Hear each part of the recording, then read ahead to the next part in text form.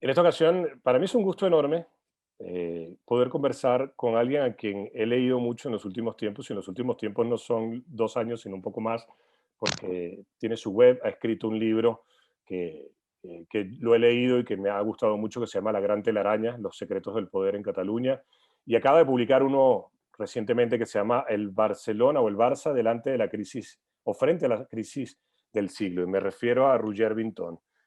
Ante todo, quiero agradecerle la posibilidad de poder conversar y agradecerle estos minutos en los cuales, bajo la óptica que le caracteriza, vamos a poder discutir temas referentes, por supuesto, al tema económico de los equipos, pero de fútbol, pero sobre todo a esta Superliga que no, en mi opinión, no es más que el inicio de una guerra fría al estilo Unión Soviética-Estados Unidos.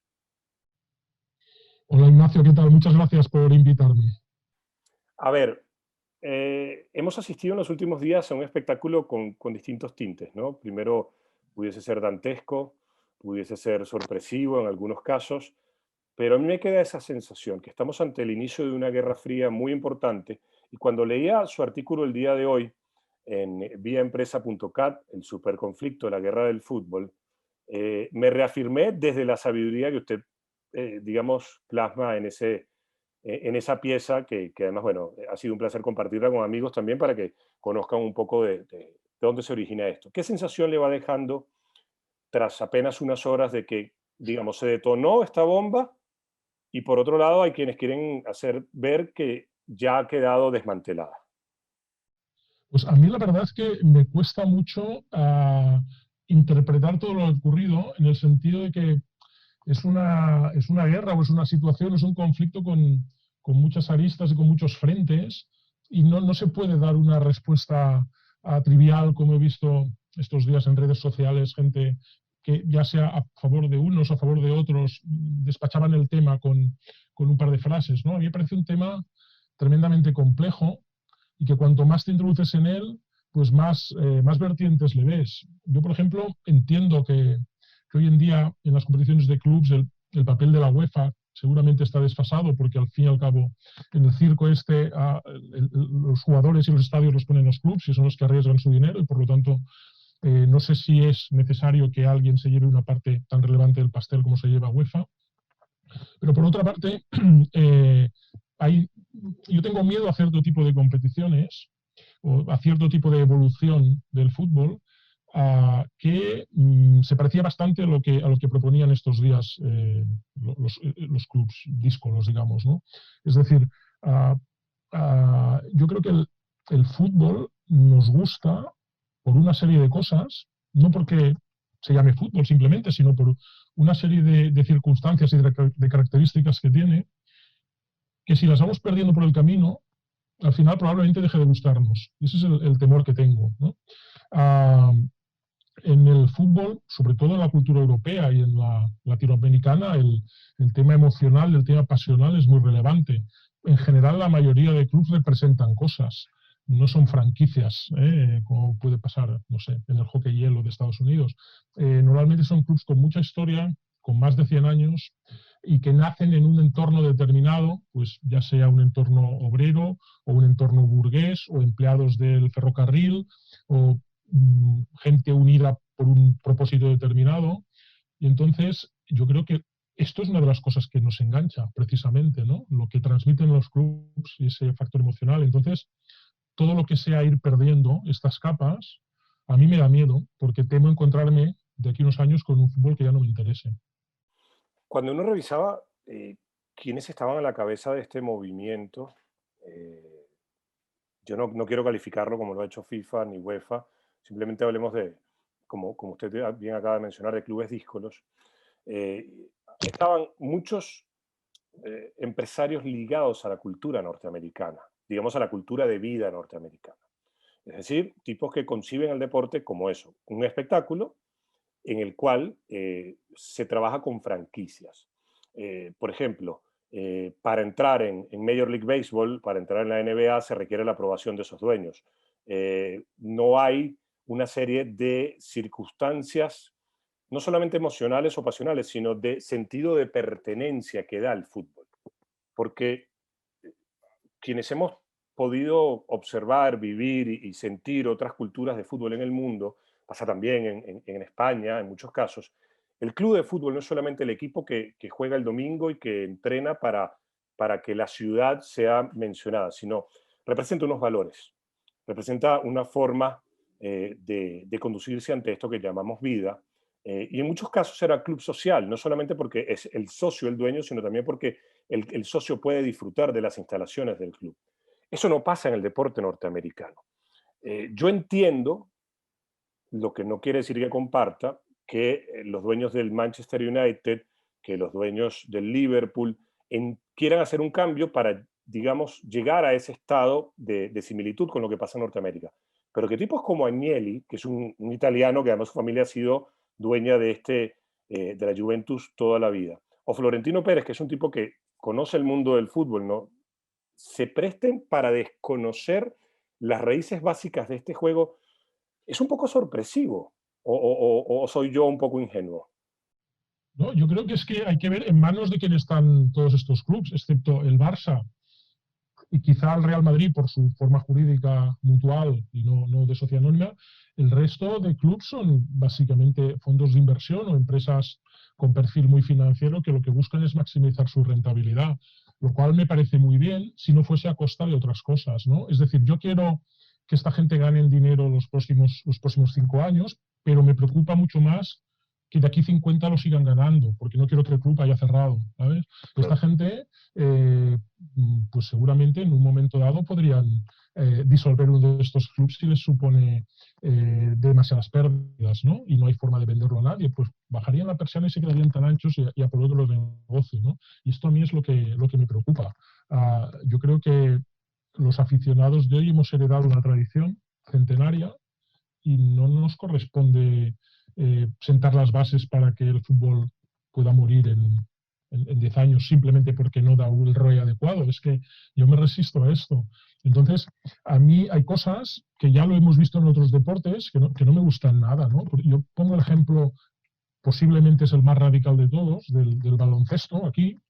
Uh, si te vas 30 años atrás, en los años 80, los equipos mantenían sus plantillas durante años, o sea, iban haciendo cambios, pero un jugador se podía estar 10 o 12 años en un equipo, con lo cual los jugadores, y hablo del caso del Barça en concreto, eran estrellas que iban por la calle y los conocía todo el mundo.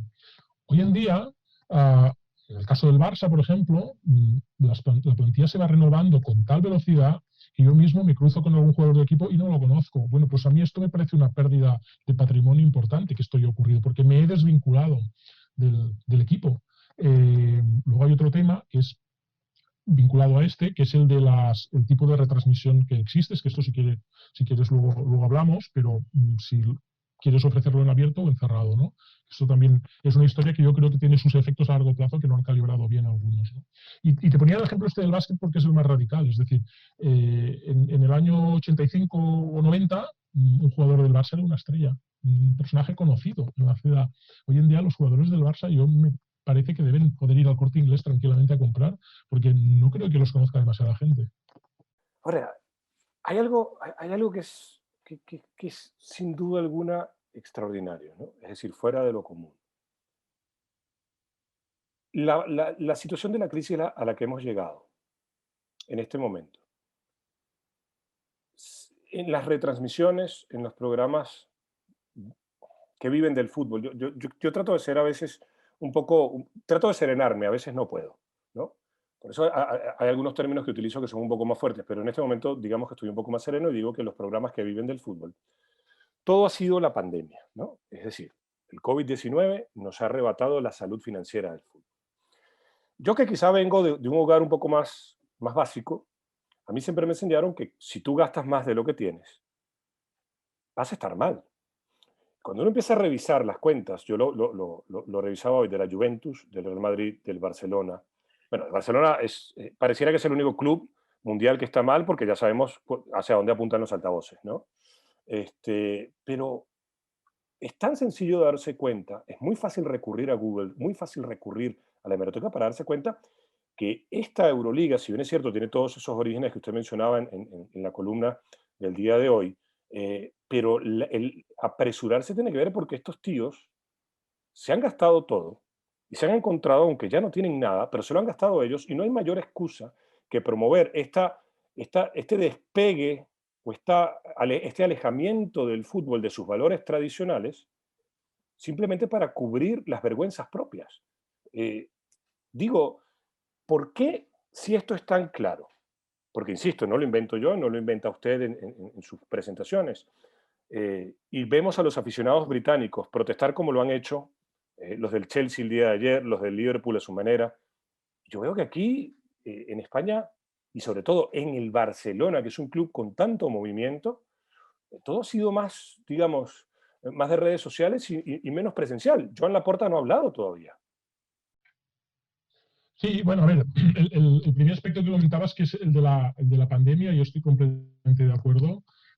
Yo las cuentas que conozco bien son las del Barça, y ya en los años anteriores, y además está escrito y está denunciado públicamente, las pérdidas, o sea, los gastos crecían más deprisa que los ingresos. Por lo tanto, el estrangulamiento iba a llegar en un momento o en otro, pero es evidente que era la dinámica que estaba rigiendo las cuentas del club. La pandemia ha hecho que llegase, pues a lo mejor 2 años antes de cuando tenía que llegar, pero estábamos ahí en el camino.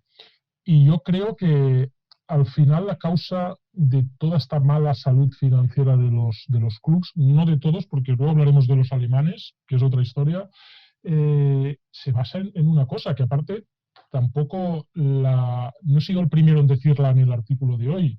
Lo comentó también el periodista Antoni Bassas, lo dijo también el otro día el productor Jaume Roures, es la inflación desbocada de los salarios de los jugadores. Es decir, al final todos los clubes se han preocupado de buscar nuevas vías de ingresos, de facturar más, pero esto no ha servido para mejorar su salud financiera, porque lo han transmitido directamente a los jugadores, pagando salarios absolutamente irracionales, ¿no? Entonces, yo creo que ahí ha estado el foco del problema, en que es un sector que a la hora de competir se autodestruye, porque bueno, todos por presión de unos sobre otros acaban pagando salarios que no resistirían ningún análisis financiero desde ningún punto de vista. ¿Es posible hacerlo bien? Yo creo que sí, porque los clubes alemanes están muy capitalizados. El club más rico, que es el Bayern de Múnich, pues ficha si entra en sus parámetros, pero jamás hace locuras de fichajes, no hace inversiones absurdas como hacen el resto de clubes de diversos países de Europa. Es decir, es posible gestionar un club de una forma eficiente, ganar dinero, estar capitalizado y ofrecer un buen espectáculo, porque al final el que acaba ganando la Copa de Europa es el Bayern de Múnich, ¿no? Sí. Sin hacer fichajes de aquellos escandalosos, ¿no? Él, bueno, pues va a picar a lo que interesa, a Dortmund, pagan un precio razonable y van reformando su equipo a un coste, pues esto, razonable absolutamente, ¿no? Por lo tanto, se puede hacer, pero hay que tener la voluntad de hacerlo. Ahora, pero en Alemania además hay un tema de solidaridad que, digamos, poco se comenta, porque cuando el Borussia Dortmund estuvo al borde de la quiebra, uno de los entes que colaboró monetariamente para evitar la quiebra del Borussia Dortmund fue precisamente el Bayern Múnich. Es decir, la cultura del fútbol alemán es totalmente distinta a lo que nosotros, digamos, los latinos, hijos del Imperio Romano, conocemos. Sí, ellos lo tienen muy claro, tienen claro cuál es el modelo que funciona y hacen que perviva. Es decir, vamos a ver, yo aquí en España cuando veo fútbol por televisión veo muchos estadios, en época prepandémica, muchos estadios semivacíos. Yo en Alemania los veo llenos casi siempre y además con familias que van juntas al fútbol y que de paso te permite para no perder el vínculo generacional con el fútbol, que el otro día Florentino reconocía que aquí se está perdiendo, ¿no? Que los jóvenes ya tienen otros intereses. Bueno, es lógico si haces todo lo posible para que este vínculo generacional, esta cadena se rompa, ¿no? Y ahí en Alemania lo tienen muy claro. Y no creo que sea casualidad, porque a mí hay un deporte que me gusta mucho, que es el balonmano, donde existe, yo creo que quizá la mejor competición deportiva del mundo por equipos, que es la Liga de Campeones o la Copa de Europa de balonmano de clubs, en la que bueno, la organizan alemanes, ¿no? Porque la federación está ahí, y hay equipos de un montón de países que pueden quedar campeones. Y prácticamente cada año tenemos un campeón distinto y es una competición súper atractiva, donde al menos hay 7 8 clubes que tienen posibilidades reales de ser campeones de 5 países distintos, ¿no? Yo creo que este es el modelo, esto es lo que engancha. Es decir, en cambio, el buscar modelos de ir a ganar hasta el último euro a cambio de dejar el panorama como un páramo, o sea, yo creo que esto al final se acaba pagando. Yo coincido, creo que se acaba pagando porque además, eh, a ver, reiterando eso que dijo, o apoyándome en eso que dijo Florentino Pérez, que usted trae a colación, de que hay cierta saturación. Yo creo que, claro que existe esa saturación porque cada año son más partidos, pero además porque las cantidades de dinero que se manejan en el fútbol, que son tremendamente obscenas, conllevan a todos los temores que, digamos, rodean a la derrota.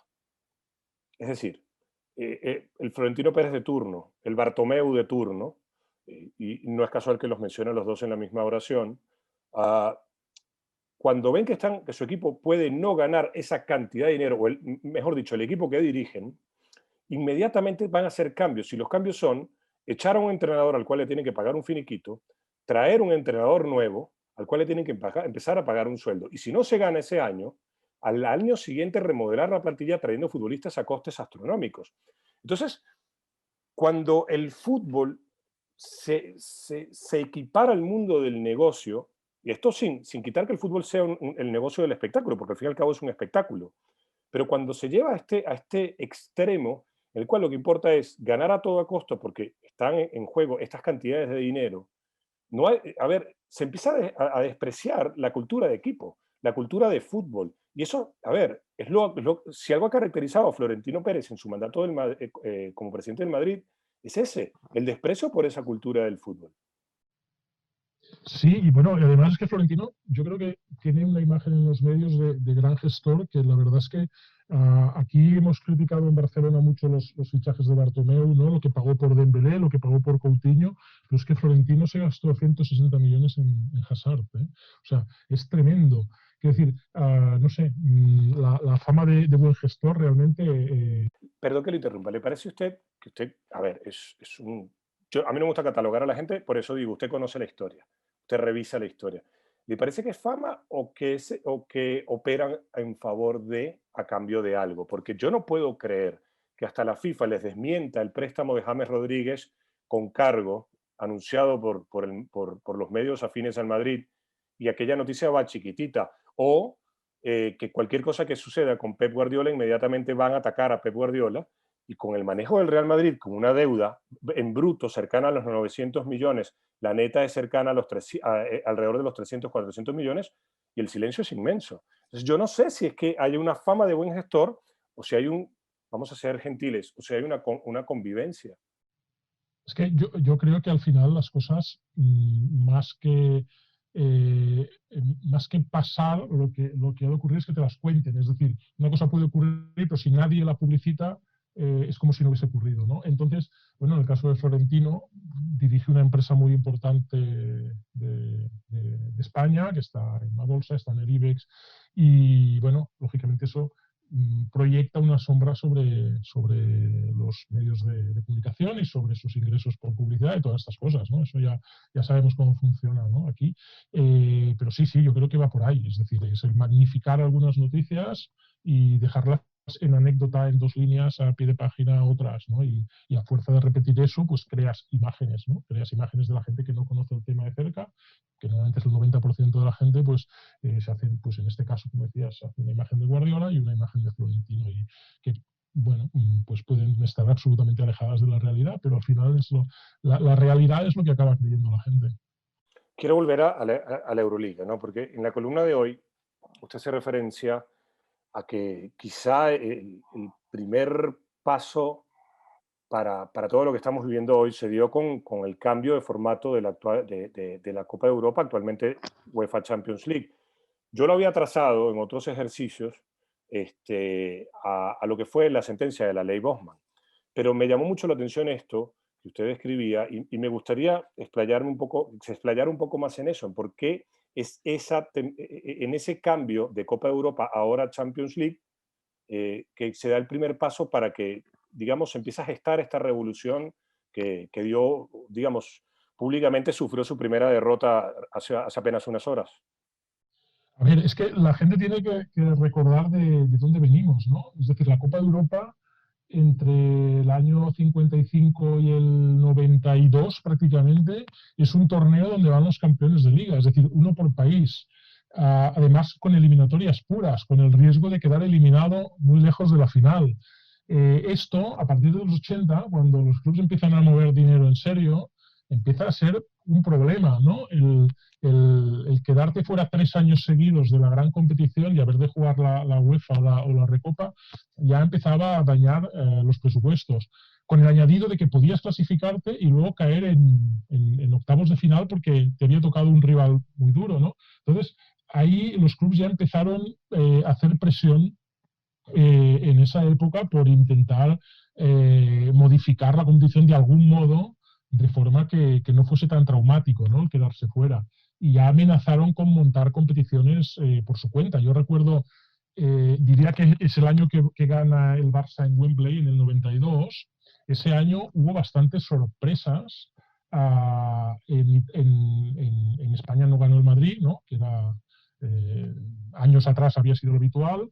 En Italia, y yo creo Venía que de ganó ganar el la Verona, Sampdoria. Y venía de la ganar la Sampdoria, Sampdoria. perdón, sí. Sí, perdona, ahora te estaba diciendo la Copa Europa del 86, que el Barça Ah, llega a la claro, final, claro. también fue peculiar, porque en Italia ganó el Verona, por Sí, ejemplo. sí, un En, Verona que tenía un futbolista danés, no sé si era el Kjaer, que era un fabuloso el Kjaer futbolista. Larsen jugaba, Sí. sí. Y en el 92 pasó un poco lo mismo, en el sentido de que en Italia ganó la Sampdoria, en Alemania el Kaiserslautern, es decir, hubo movimientos de Real Madrid, Milán, etcétera, etcétera, para amenazar con montar una competición paralela, ¿no? Fuera con sus propios contratos televisivos y tal. Y a raíz de estas presiones es cuando la UEFA hace una primera modificación en esa misma 91-92, que incluye la fase de grupos, en el 92-93, que ya crea el producto llamado Champions League, con más partidos y con, sobre todo, con un mínimo de partidos por equipo. Es decir, si llegas a la fase de grupos, elimina el riesgo de quedarte fuera a las primeras de cambio, porque en el grupo ya tienes 6 partidos, ¿no? Que eran grupos siempre han sido de 4, pues ya tienes 6 partidos asegurados. Ese formato se ha ido modificando a lo largo de estos 30 años, pero siempre con el objetivo primero de que garantizar un mínimo de partidos a todos los equipos y luego de que entrasen más equipos y no solo el campeón de liga, que es lo que viene ocurriendo ahora. Y todo al fin y al cabo por esto, por el asegurar más dinero. A mí me parece bien de entrada, lo que pasa es que es una dinámica que hay que tener bajo control, porque puedes pasarte, es decir, al final acabaríamos llegando un poco al proyecto que se plantea estos días de, bueno, pues jugamos entre nosotros que somos los buenos y aquí ya no hay ningún riesgo. Lo que pasa es que hay riesgos implícitos que seguramente no se ven. Por ejemplo, mira, voy a coger de referente un personaje que está en las antípodas mías, que es el señor Tebas, que ha dicho estos últimos años, cuando se hablaba de estos proyectos, ha dicho 3 o 4 cosas que tenían sentido, ¿no? Y una de ellas es esto, es decir, bueno, es que si no juegas Liga Nacional o juegas Campeonato Nacional y solo juegas en Europa, puedes pasarte 10 años sin ganar nada, a ver cómo lo soporta esto, ¿no? Un club y su afición. Y luego el otro tema que yo recalco mucho en el artículo, que es que realmente me parece un riesgo oculto que los que diseñan todo esto no lo ven, y es que, pues, si hace 30 años jugar contra la Juve o contra el Manchester era un gran acontecimiento, ¿no? Que se paralizaba la ciudad porque los veías cada 10 años, ahora ya prácticamente cada año te ves con uno o dos de los grandes, pues tú imagínate lo que sería jugar cada semana, ¿no? Es que al final, realmente jugar contra el Manchester, contra el City o contra el Milan, pues tampoco sería, ¿sabes? Al No, final es la rutina vulgarizar. se acabaría cargando la excepcionalidad, ¿no? Sí, es vulgarizar algo que en sí ya era extraordinario, ¿no? Ahora, hay algo que a mí me llama la atención, me llamó mucho la atención de esta Superliga, ¿no? Yo por haber nacido en Venezuela y seguir la cultura, digamos, de seguimiento deportivo que hay en Venezuela, siempre, hemos estado siempre muy cerca del deporte norteamericano, ¿no? De la organización del deporte norteamericano, de las ligas de baloncesto, la NBA y por supuesto la liga de béisbol, que son las que, digamos, más afectaban al deporte venezolano, siendo el deporte venezolano muy reducido, ¿no? Por cuestiones naturales de ser un país con menor población, ¿no? Y en esos dos deportes hay dos circunstancias que han adoptado los dueños del espectáculo, que son los dueños de los equipos, porque ahí hay dueños, no presidentes, no hay clubes con socios, sino dueños, que son distintas. A ver, una pasa en la NBA y la otra pasa en Major League Baseball. En la NBA hay lo que se llama un límite salarial. Ningún equipo puede pagar a ningún jugador más de tanta cantidad. Eso por un lado. Y por otro lado, en la organización del béisbol de las grandes ligas, es decir, Major League Baseball, hay un límite, digamos, colectivo. Es decir, los Yankees de Nueva York saben que, o cualquier otro equipo, que pueden gastar en su nómina anual un máximo de 210 millones de dólares, por ejemplo, en salarios. Ese límite lo pueden pasar, tienen la libertad de hacerlo, pero a partir de que haya $1 más allá de ese límite, el equipo que lo rompa empieza a pagar algo que se llama impuesto al lujo. Impuesto al lujo. Pero además hay otra circunstancia, que en el deporte norteamericano existe algo que se llama el draft, que es que el equipo o los equipos, mientras más bajos quedan en una tabla de posiciones, más alto quedan en la posibilidad de draftear, de reclutar talento joven para formarlo y tratar de ser competitivos lo más rápido posible con ese talento joven. Ninguna de estas tres opciones estaba manejado en la Superliga. Es decir, mi impresión era, este es un club de amigos, somos los chicos ricos del barrio y los demás no tienen por qué existir. Sí, completamente de acuerdo con esto que comentas y sobre todo de las cosas del deporte americano, la que más me impresiona a mí es la tercera, la del draft de la NBA, que hay una clarísima voluntad de igualar la competición, que es algo que aquí en Europa no tenemos, todo lo contrario. Aquí en Europa es hacer clases y aumentar las distancias entre ricos y pobres lo más rápido posible. En Ahora, cambio, ahí perdona que le agregue, pasa en todos los deportes profesionales norteamericanos, no solamente en la NBA. El draft es en todos los deportes. Lo que sucede es que en la NBA está el talento mucho más rápido o mucho más cercano a debutar en la NBA. En el sistema de grandes ligas de béisbol ya empiezan a trabajar en lo que son, ellos lo llaman las granjas, las ligas menores para trabajarlo. Pero en todas las ligas está eso, que es una manera de equiparar. claro, es que ellos, desde luego que de negocio saben y hay cosas organizativas que me gustan mucho de allí, ¿eh? Es decir, que no me guste la filosofía general que tienen, no quiere decir que no me guste cómo están organizados. Ellos, por ejemplo, a nivel de fechas de calendario, las competiciones no suelen solaparse, ¿no? Como ocurre aquí, que es un absoluto desastre, ¿no? El Barça, que tiene tantas secciones, muchas veces dos de sus equipos juegan a la misma hora y a veces incluso finales de competiciones las están jugando a la misma hora, el mismo día, ¿no? Entonces, estas son cosas que habría que aprender de allí. Y lo del draft, desde luego, que me parece una maravilla, aunque luego hagan intercambios de jugadores y todo esto, pero es igual, la voluntad de equiparar la competición existe y eso es lo que se encuentra a faltar aquí. Y yo el otro día hacía un tuit diciendo que a mí, la verdad, lo de las ligas cerradas, si que implicase dejar de jugar contra equipos como el Ajax o el Sparta de Praga o equipos, hostia, pues a mí la verdad es que no me gustaría porque, claro, es que son equipos legendarios aquí del continente y no me gustaría verlos desaparecer del mapa, simplemente. Sí, uno ve que al Honved, por ejemplo, se le trata con un desprecio hoy en día en las retransmisiones de televisión, cuando estamos hablando de uno de los clubes de mayor importancia en la historia del fútbol europeo y del fútbol mundial, porque al fin y al cabo es el fútbol mundial. El fútbol es cierto que hablamos del Barça en Europa o hablamos de equipos en Sudamérica, pero en realidad es un solo juego. Sí, el Honvéd, el Ferencváros, que también es un equipo fundamental en la historia del fútbol húngaro. Y aquí, por ejemplo, el Sparta de Praga es un equipo que a mí me obsesiona bastante porque es un club clave en la explosión del fútbol en Barcelona. Porque las visitas que nos hacen a finales de los años 10, prácticamente ya en el año 20, y llenan campos aquí en Barcelona, ayudan a disparar la afición al fútbol. Por lo tanto, forma parte también de nuestra historia, ¿no? Este club. Entonces, bueno, no sé, a mí me parece una lástima despreciarlos, ¿no? De esta manera.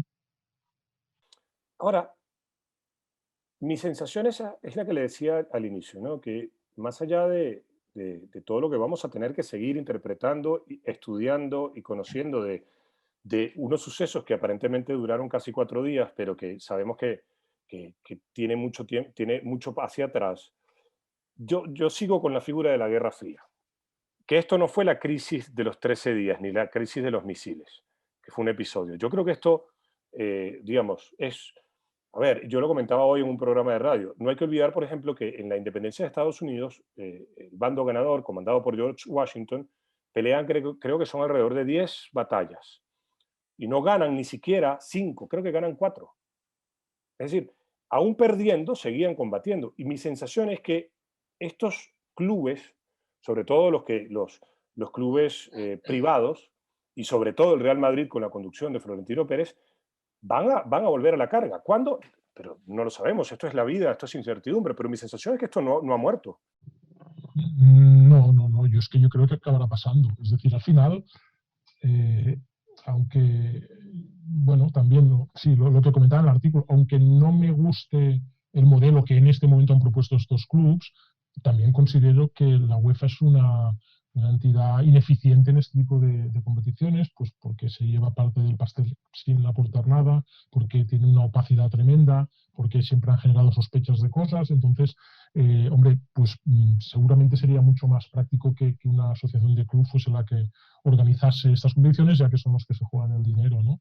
Ahora, claro, habrá que ver en la próxima explosión de esto, porque volverá, estoy convencido, por qué modelo apuestan, ¿no? Yo creo que en este caso seguramente el modelo era extremadamente radical por una cuestión puramente de cómo están los balances de los clubes, ¿no? La necesidad de dinero ya para pagar deudas de no solo del Barça y del Madrid, sino probablemente de todos, les ha hecho apostar por una competición que era dinero seguro ya en este momento y que probablemente no tenía el interés ni el respeto a la tradición que debe tener una competición de este nivel, ¿no?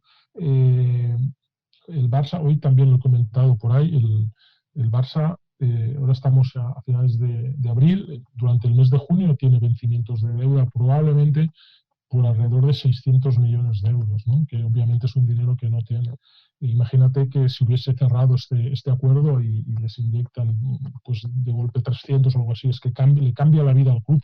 Y desde este punto de vista yo entiendo a Laporta, ¿no? Que aunque no gustándome el proyecto, él tiene la responsabilidad de gestionar este club y de sacarlo de esta situación de cuasi quiebra y por lo tanto, dicho en sentido contrario, si él no se hubiese subido a este carro, probablemente se le hubiese tildado de gestor irresponsable por renunciar a todo este dinero, ¿no? Coincido. Porque, a ver, coincido de tal manera que lo llevo al siguiente plano. Para mí es la única manera de que compagine en un club como el Barcelona esta idea de la Euroliga con un club que se plantea la posibilidad de llevar a la próxima asamblea de socios que en los estatutos se establezca que el Barça es un club antifascista, antirracista, antihomofóbico y todas estas cosas que son necesarias en un club como el Barcelona, porque digo necesarias en un club como el Barcelona porque siempre ha sido un club muy vanguardista a la hora de defender una serie de derechos y una serie de circunstancias que debería ser natural, pero sabemos que en el fútbol hay mucho silencio. Pero esto que usted menciona, que Laporta guarda silencio ante esta situación, precisamente porque él llega a una institución que está en el piso, es la única manera que yo comprendo que compagine con lo que le acabo de mencionar. Sí, yo creo que es así. Es decir, la historia no empieza hoy, es decir, Laporta hereda una situación muy complicada, por lo tanto, las decisiones desde ahora y por bastante tiempo van a venir muy marcadas por la situación del club, y seguramente no se hará todo lo que nos gustaría, pero es que la herencia es demasiado pesada, ¿no? Entonces, pues bueno, el caso este primero de la Superliga es un buen ejemplo. Es decir, claro, pongámonos en el lugar de Laporta, ¿no? Con toda esta deuda que tiene el club y que difícilmente podemos pagar, que te den la posibilidad prácticamente, porque según algunas fuentes incluso estos 300 millones de fijo con la parte de los ingresos que eran variables en función de historial podía llegar a 600, ¿no? O sea, imagínate cómo le cambia la vida al club si de golpe te dan 600 euros y puedes saldar toda la deuda a corto y la mitad de la deuda total, ¿no? Claro, o sea, no es la competición soñada, pero cuando eres el que está gestionando el club, yo creo que había que subirse a ese tren. Sí, sí, bueno, al fin y al cabo, a Laporta le han elegido para gestionar el club, no para, no sé, no para discutir entre lo divino y lo terrenal, ¿no? Ujú. Para eso estamos nosotros, quizás. A nosotros no tenemos que firmar, no tenemos que firmar papeles en el club, por lo tanto podemos opinar libremente, ¿no? Sí, todavía podemos opinar libremente. Quiero preguntarle por algo que a mí me hizo mucho ruido. A ver, ¿no? Y quizás soy yo que soy un cínico, probablemente lo sea, ¿no? Cuando Florentino Pérez, que tiene su Madrid y lo conducirá como le permiten los socios, yo no seré quien condene eso, pero cuando Florentino Pérez me dice que él, que Agnelli, que, a ver, los que, digamos, los Glazer del Manchester United han ideado esto para salvar al fútbol, a mí me hace ruido. No sé, a mí me hace ruido por los personajes que son. Y por eso digo, quizás sea yo el único que soy un cínico y soy un descreído, pero son estos personajes capaces de salvar algo que yo no sé si comprenden. Me refiero al juego, porque el juego no necesita que lo salven. Aquí lo que estamos hablando es de empresas que conducidas por ellos han caído a la quiebra. Entonces, ¿cuál es el salvataje realmente? Y más allá de decirnos que esto les reporta más dinero y punto. No, no, yo creo que lo que quería decir Florentino es que querían salvar una cuenta de explotación, ¿no? Pero no el fútbol, ¿no? Que No es se mucho más atreven, que ¿no? eso. No, no, es que es evidente que no, que es bastante absurdo, ¿no? Y no solo Florentino, ¿eh? O No, sea, no. en este amalgama están los Glazer, que quien tenga un poco de memoria recordará cuando compraron el Manchester United, ¿no? El conflicto que hubo con los aficionados, que sigue vivo el conflicto, y lo que han hecho con el Manchester, ¿no? Que es básicamente El Manchester tiene vaciarlo. deudas brutas Claro. cercanas a los 600 millones de euros. El Sí, sí, sí. Manchester United. Y yo creo que ellos lo que hicieron es lo que se hace en muchos casos cuando compras una empresa, que es que tú, es decir, una empresa que te interesa, en este caso el Manchester United, la valoras, ves lo que cuesta, mm, y te vas a un banco con un plan de negocio, ¿no? Así compraron el Entonces, Manchester United. exactamente.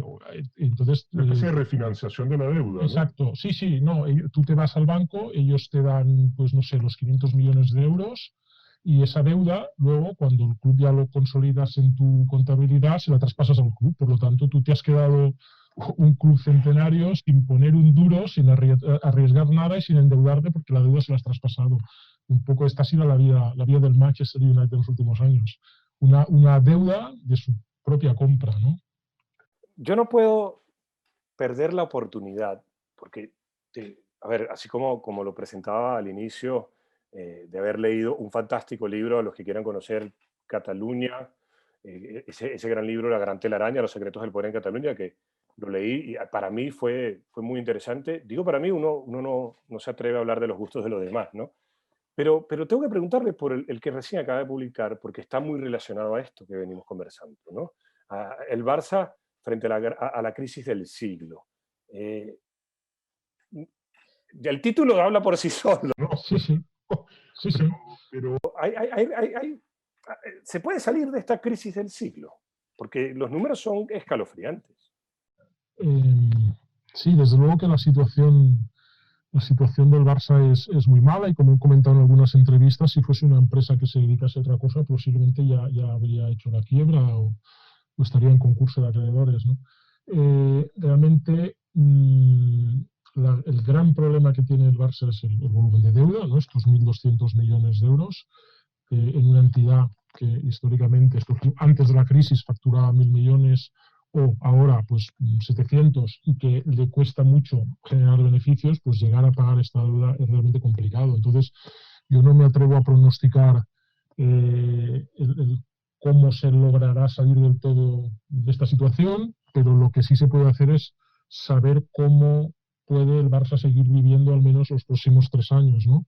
Y la única posibilidad es eh, sentarse con los acreedores profesionales, lógicamente, con futbolistas y con clubs no, pero con la banca sí, te puedes sentar con ellos, ya sea CaixaBank, o sea Goldman Sachs, o Amundi, o Societe Generale, todos estos, sentarte, decirles, mira, tenemos vencimientos de deuda, pero es imposible pagarlos, entonces si los ejecutáis vamos a la quiebra y perdemos todos, o bien os presento este plan de negocio, según el cual en 5 años ganaremos dinero, y si nos alargáis las deudas y ampliáis el plazo, pues bueno, pues saldremos todos ganando porque vosotros recuperaréis el dinero y nosotros, porque el club seguirá vivo. Al final es esto, que es un arte, porque hay gente que se dedica profesionalmente únicamente a reestructurar deuda y hay que saber hacerlo, y desde luego que hay que ser alguien bastante especial para sentarse con la banca de inversión de Londres o de Wall Street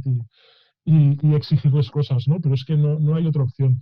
Esto en primer lugar, y cuando la deuda esté reestructurada, o de forma simultánea reducir los gastos, ¿no?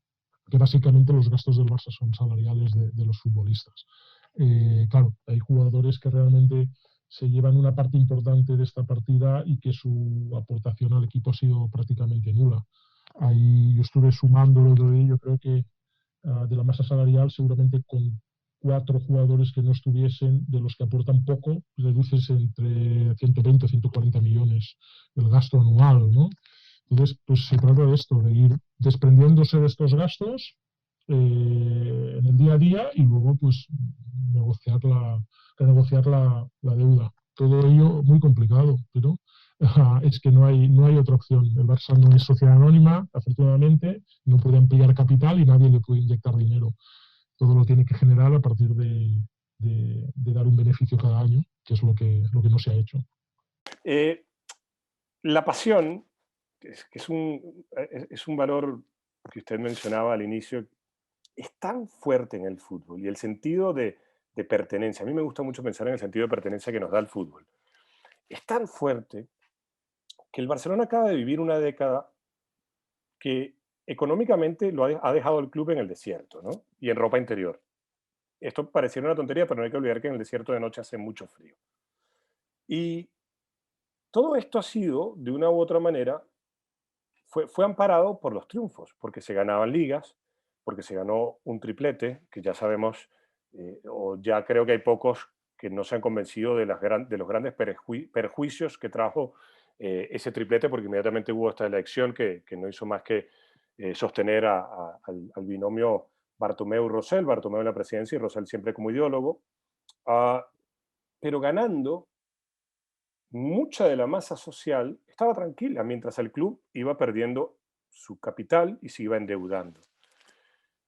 Yo soy yo no soy un tipo optimista, le soy muy sincero. No quiero decir que sea pesimista, porque ya eso involucra otras características, pero yo no soy un tipo optimista. La pandemia y los comportamientos humanos durante la pandemia me han dado mucho más alimento para seguir siendo esto, ¿no? Un no optimista. Después de estos 10 años, cualquier observador desprevenido diría, bueno, después de cómo está el club, el nuñismo o el neonuñismo desaparecerá. Y los grandes observadores de la historia del club, entre ellos yo tengo que mencionar siempre a don Frederic Porta, te dicen, no, aquí esto no va a desaparecer. Aquí una cosa es, digamos, retirarse a lamerse las heridas, pero esto va a seguir adelante. ¿Es usted de la misma opinión o si hay algo que ser optimista? A ver, es que es un tema muy complejo. Por un lado, yo solo estoy dejando esta última pregunta, no solamente para que se exponga con total libertad, sino para dejar pie a una próxima charla también. Sí. A ver. Es una trampa. Yo es cierto que en mis escritos y en este último libro hablo mucho del nuñismo y del neonuñismo, es cierto, pero quizá no le doy la entidad que le pueden dar analistas como Frederic Porta, en el sentido de que para mí no es un bloque granítico, una amalgama de gente con una misma idea. Es decir, probablemente el neonuñismo, el nuñismo es lo que no es todo el resto de cosas, ¿no? Es decir, es que hay que conocer al socio. Yo hablo con socios y con culés que para ellos el Barça dura 2 horas a la semana cuando juega el partido y luego desconectan. Tanto Frederic como yo, como probablemente tú, no somos una muestra correcta de lo que es el socio. Es decir, la forma en que vivimos la entidad, la intensidad con la que vivimos, el respeto y conocimiento que tenemos de la historia, no creo que sea extensible a la mayoría de gente. Entonces, cuando tú no estás al día de todo lo que ocurre, seguramente los resultados pasan por delante de todo. Y si alguien te viene, porque yo me he encontrado en el caso, y te dice, no, no, es que nos vamos por el precipicio porque están tomando decisiones nefastas esta junta, la respuesta que obtienes es, venga, hombre, no, eres un cenizo, eres un exagerado, no veo que esté tan mal. Lo diría a la prensa, lo diría a alguien, ¿no? Entonces, al final, entre que el socio no creo que tenga la vinculación al club que a mí me gustaría, o al menos la forma de vivirlo con la intensidad con la que lo vivimos nosotros, y que luego, al fin y al cabo, las líneas básicas del pensamiento las van a marcar los medios, y si, bueno, si aquí en Cataluña el Telenoticias de la noche un día hubiese abierto diciendo el escándalo Bartomeu, una gestión nefasta, pues posiblemente muchos socios hubiesen despertado. Pero como esto no ocurre y el periódico que leen en el bar les habla de fichajes y tal, y les habla de que hemos ganado fútbol sala y todo esto, piensan que el club está robusto y sano. Y yo creo que es esta mezcla de cosas, es decir, el no vivir el club con tanta intensidad y no, pero claro, ¿cuántos socios se miran un balance del club, no? Claro. O sea, solo algunos enfermos lo hacemos, ¿no? Entonces, claro, todo esto les suena raro y, bueno, hostia, otro pesimista, otro cenizo y tal, ¿no? Cuando se lo cuentas. Y, bueno, por eso digo que no creo que sean todos nuñistas, ni mucho menos. Es gente pues que en el 2015 el Barça ganaba, la prensa le decía que todo iba ok, y bueno, pues ¿a quién voy a votar? Pues al presidente, no vamos a cambiar ahora que hemos ganado. Y eso no quiere decir que sean fieles seguidores del corpus de creencias del nuñismo, ni mucho menos. Yo creo que el nuñismo absorbe a toda esta gente que en un momento dado, pues si se calientan mucho porque hemos perdido 8-2, son capaces de votar a Laporta, y si hemos ganado un triplete, votan a Bartomeu. Yo creo que hay mucho de esto, estoy convencido. Sí, es un fenómeno, por lo menos fascinante, para tratar de entenderlo, ¿no? Rudy Ervington, ha sido un enorme honor y un enorme placer contar con usted el día de hoy en esta edición en la cual hemos hablado de estos temas, y tenga mi palabra que lo molestaré más adelante. Lo he molestado en otras ocasiones de manera más por las redes sociales, y seguramente le propondré más adelante tener, sobre todo dependiendo de cómo se vaya manejando el club, tener su visión de las cosas que vayan pasando. Así que mil gracias por atendernos, y mil gracias sobre todo por los trabajos que ha ido publicando y por sus intervenciones, que para muchos, entre los que me incluyo, son fundamentales en tantos tiempos de confusión. No, la verdad es que el honor es para mí, porque ya sabes que siempre te sigo y veo las entrevistas que cuelgas pues con Frederic, por ejemplo, y todo lo que publicas por ahí, y la verdad es que es un honor poder participar, ¿no? en tu espacio. Y por supuesto que seguiremos viviendo el Barça con intensidad, y cuando toque, pues nos vemos y charlamos otra vez y ponemos sobre la mesa nuestras opiniones, ¿no?